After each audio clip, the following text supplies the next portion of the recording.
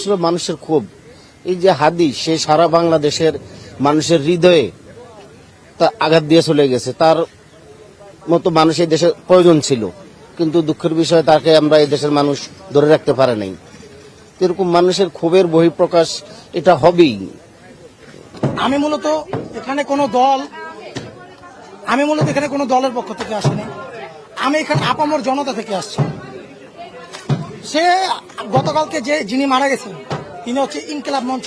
আমি যতটুকু শুনছি, আমি যতটুকু দেখছি, আমাদের মাঠে যারা ছিল আমাদেরকে লিড দিয়েছে হচ্ছে এই হাদি ভাই। হাদি ভাই যে মারা গেছে এটা প্রমাণ সাপেক্ষ ছাত্রলীগ মারছে, আওয়ামী লীগরা মারছে। এই স্বরাষ্ট্র উপদেষ্টা থাকা সত্ত্বেও কেন ধরলো না? সে কি গাধা? সে আওয়ামী লীগ নিয়ে কথা বলে, সে আলুর কথা বলে, সে কি প্রতিবন্ধী? বয়স্ক মানুষ তো আমার দাদারাও ছিল, আমার দাদারাও যুদ্ধ করছে।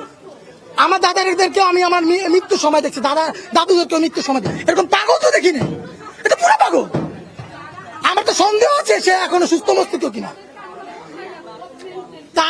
আমি স্বরাষ্ট্র উপদেষ্টা বাদ, সে চেয়ার থেকে উঠে যাবে, সেবা এটা হচ্ছে আমার মূল দাবি। দ্বিতীয় দাবি, আমি ডক্টর মোহাম্মদ ইউনূসের কাছে বলবো, হাদি ভাইকে যারা মারছে, আমি আম জনতা হিসেবে বলতে চাই, আমি তার ভাই হিসাবে বলতে চাই, ছোট ভাই হিসাবে বলতে চাই, তাকে যারা মারছে তাদেরকে যেন উপযুক্ত শাস্তির ব্যবস্থা করা হয়। আমার এইটুকু দাবি।